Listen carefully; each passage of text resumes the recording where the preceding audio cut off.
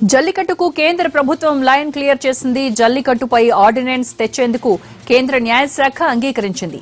తమిళనాడు ప్రభుత్వం పంపించిన ఆర్డినెన్స్ కు స్వల్ప మార్పులతో ఆమోద ముద్ర వేసింది. రాష్ట్రపతి ఆమోద ముద్రతో ఆర్డినెన్స్ అమల్లోకి రానుంది. 4 రోజులుగా తమిళనాడు మొత్తం జల్లికట్టు కోసం పోరాటం చేస్తోంది. మెరీనా బీచ్ ను కేంద్రంగా చేసుకుని జల్లికట్టు మద్దతుదారులు ఉద్యమించారు. సుప్రీంకోర్టు ఆదేశాలు అమలులో ఉండటంతో జల్లికట్టుపై నిషేధాన్ని ఎత్తివేసేందుకు తమిళనాడు ప్రభుత్వం ప్రత్యేక ఆర్డినెన్స్ రూపొందించింది.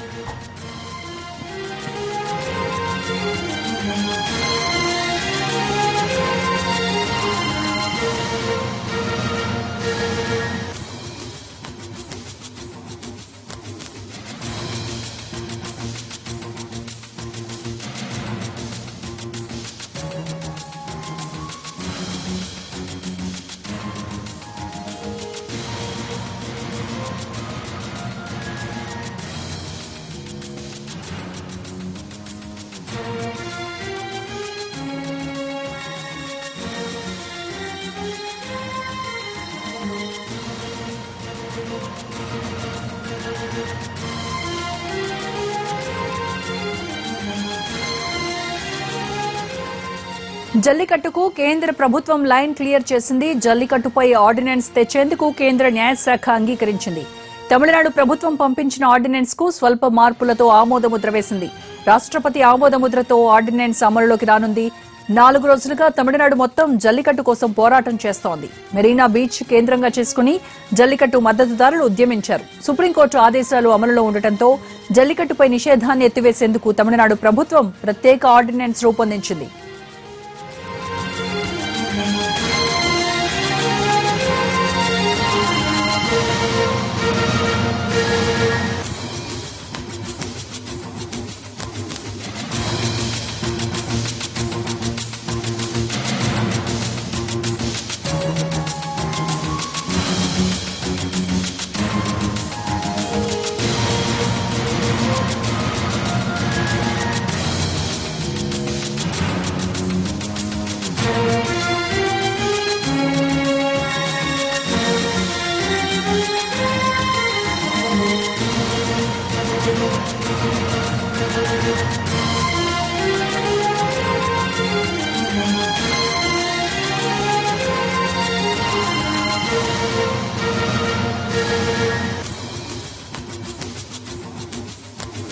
దీనిపై మరిన్ని వివరాలు మా ఢిల్లీ ప్రతినిధి ప్రసాద్ నడి తెలుసుకుందాం. ప్రసాద్, జల్లికట్టుకు అనుమతిస్తూ ఆర్డినెన్స్ తయారు చేయడానికి సంబంధించి పూర్తి అప్డేట్స్ ఏంటి?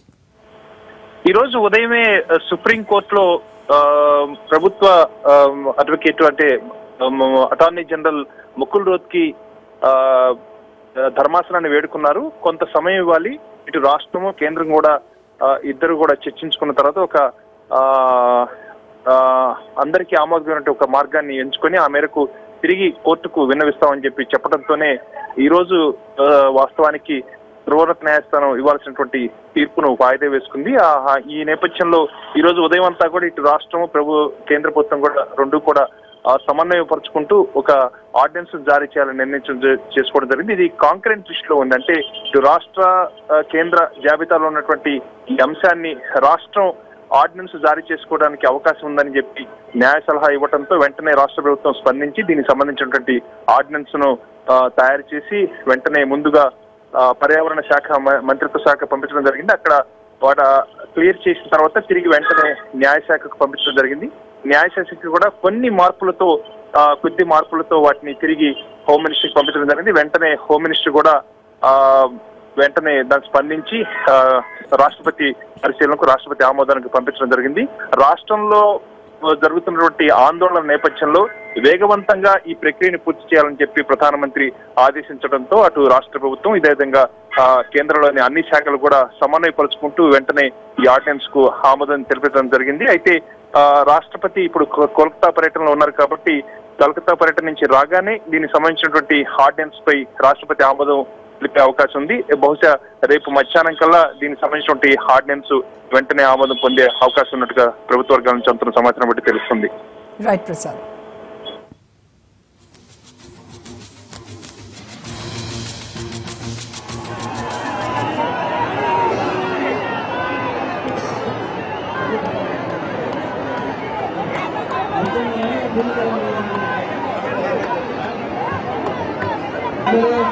Thank